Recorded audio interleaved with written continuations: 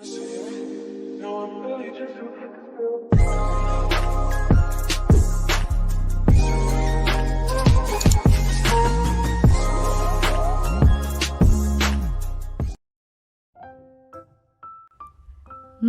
araw mga bata! Kumusta kayong lahat? 1, 2, 3, tara na at matuto! Ating alamin ang himig ng awitin, mga tono at tinig sa musika ating damhin. Halina't pag-aralan natin ang musika sa unang linggo ng ikalawang markahan.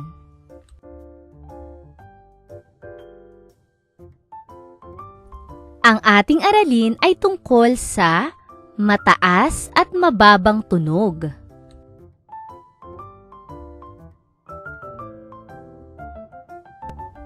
Pagkatapos ng araling ito, inaasahang makikilala mo ang tono kung may mataas at mababang tunog ito. Tingnan ang mga larawan. Ang mga ito ba ay nagbibigay ng tunog?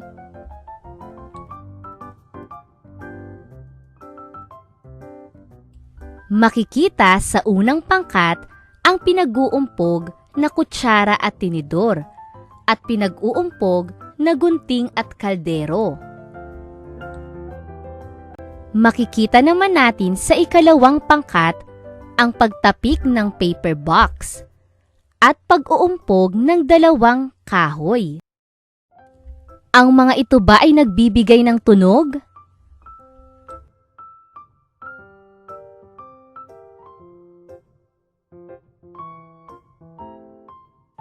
Tama! Ang mga bagay na ito ay nagbibigay nga ng tunog. Ang pangkat A ay nagbibigay ng mataas na tunog at ang pangkat B naman ay nagbibigay ng mababang tunog.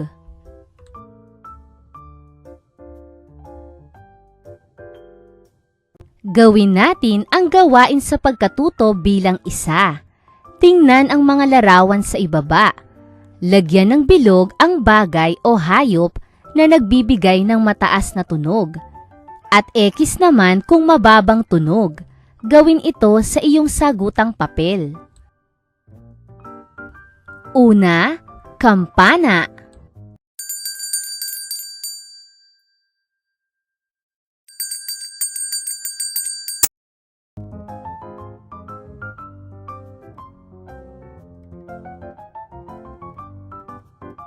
Tama! Ito ay nakalilikha ng mataas na tunog. Ikalawa, baka.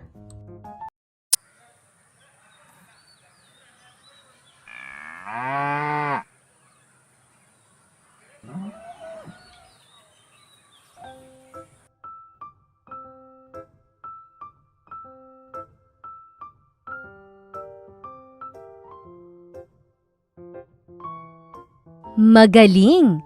Ito ay nakalilikha ng mababang tunog. Ikatlo, pusa.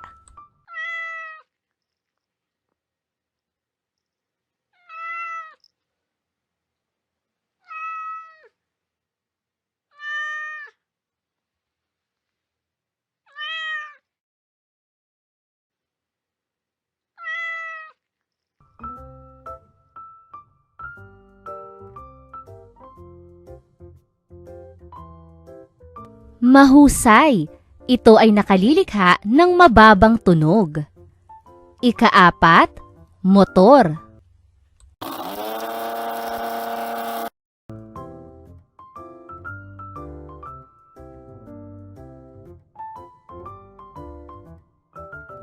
Tumpak! Ito ay nakalilikha ng mataas na tunog. Ika-5, aso.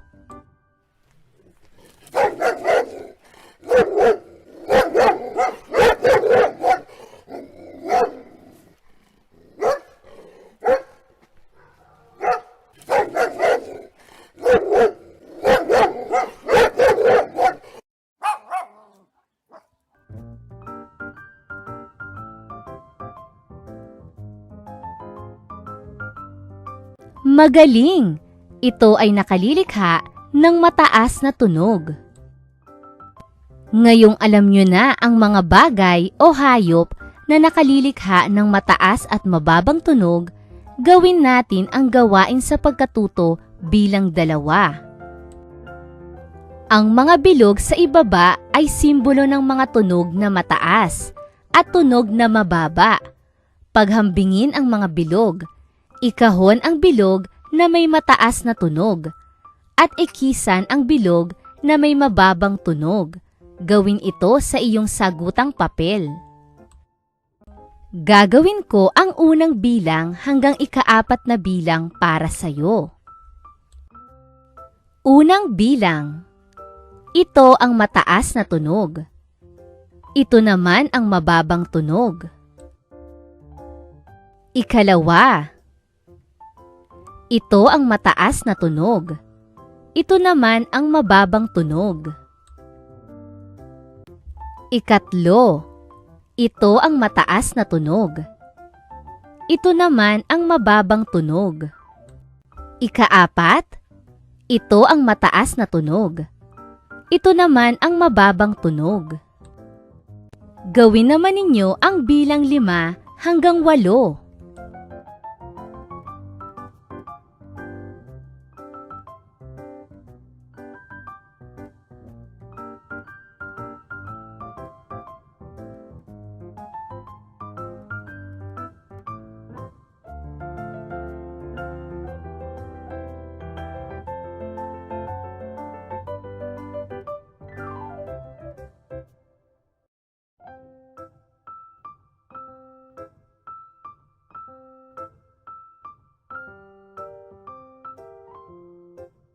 Gawain sa pagkatuto bilang 3.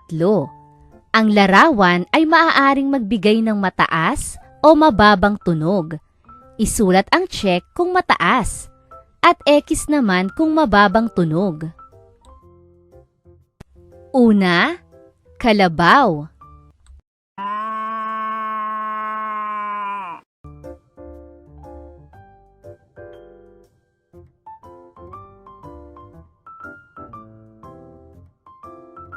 Ikalawa, orasan.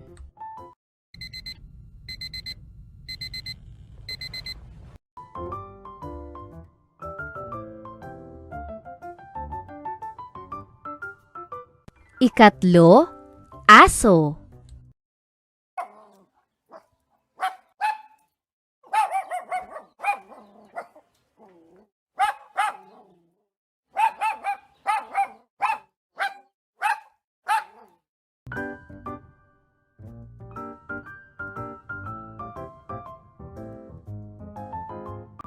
Ika-4, ibon.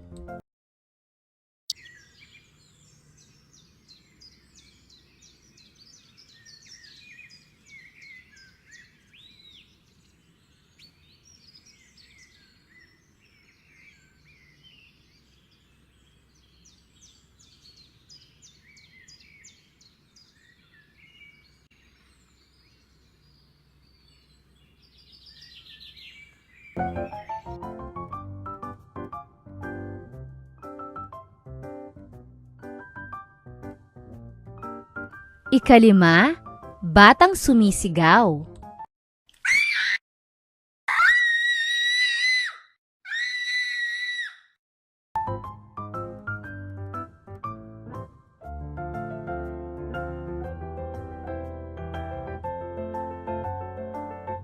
Ika-6, baka.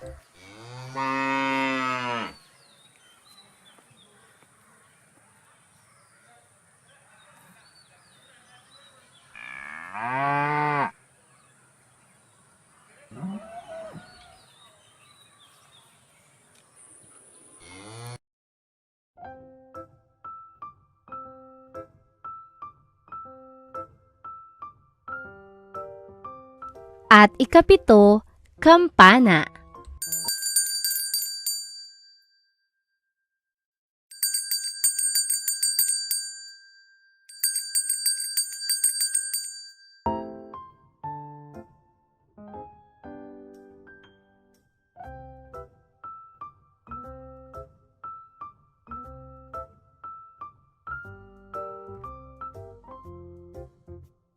Gawain sa pagkatuto bilang 4. Kulayan ng bughaw ang simbolo ng mataas na tunog at isulat ang MT, sapat lang.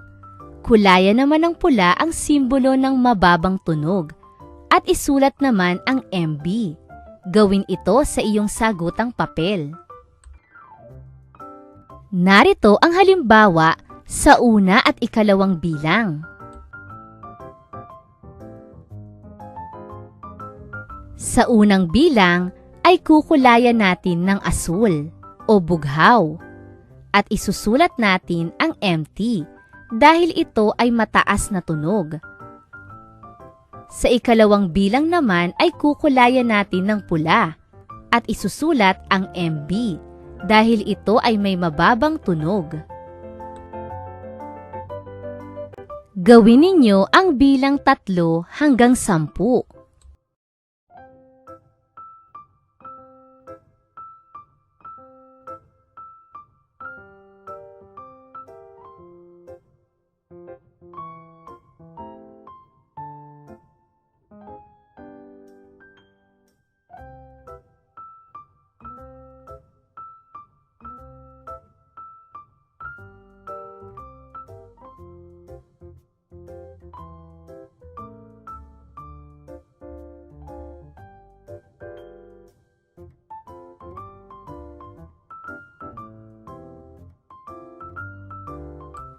Gawin ang gawain sa pagkatuto bilang 5. Tukuyin ang mga mababa at mataas na tono sa ibaba.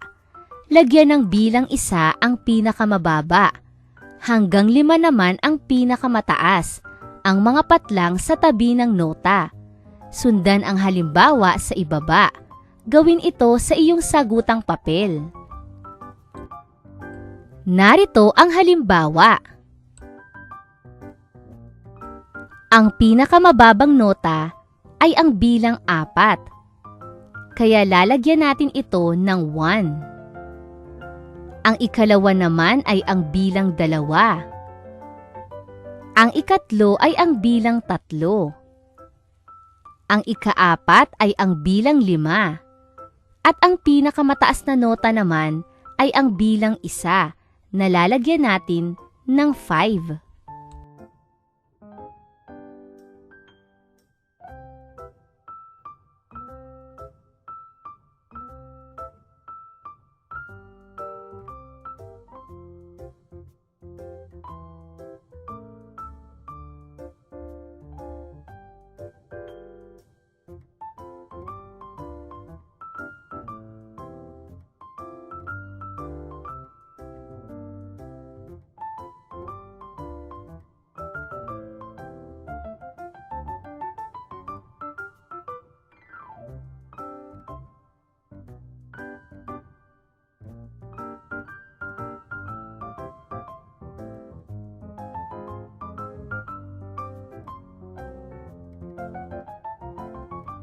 Gawain sa pagkatuto bilang 6. Tukuyin kung ang nasa larawan ay nagbibigay ng mataas o mababang tunog.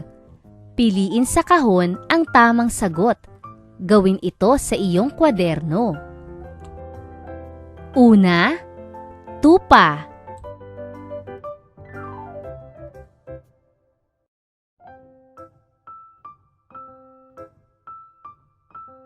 Ikalawa, bibe.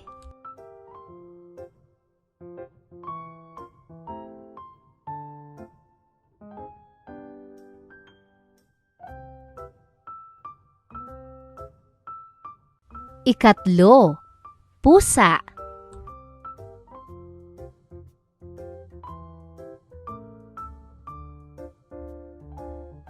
Ika-4, baka.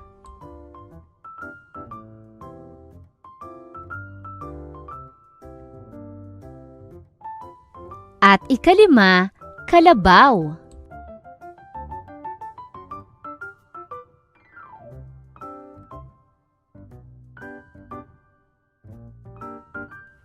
Pangkatin sa dalawa ang mga nasa larawan ayon sa tunog na nililikha nito. Isulat ang letra sa kahong mataas kung mataas ang tunog at sa kahong mababa naman kung ang tunog ay mababa. Gawin ito sa iyong sagutang papel. A. Hinihipang pito.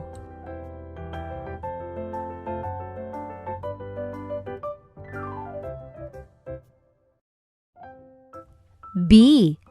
Pinag-uumpog na kutsara at tinidor.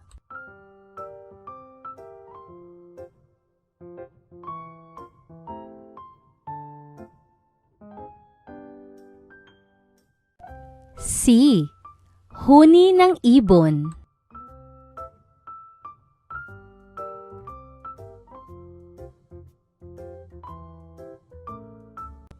D. Tinatapik na paper box.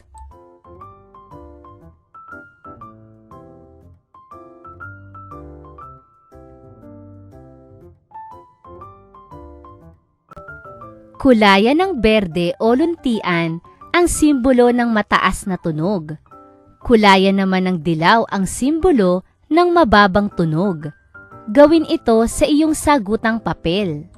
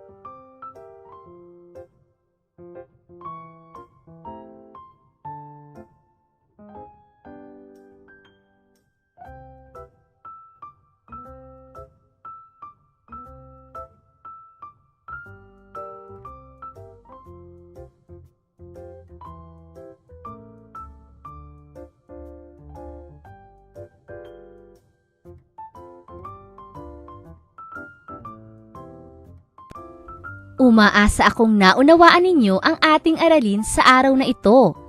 Maraming salamat sa inyong pakikinig at pakikilahok sa ating mga gawain. Hanggang sa muli nating pagkikita mga bata, paalam!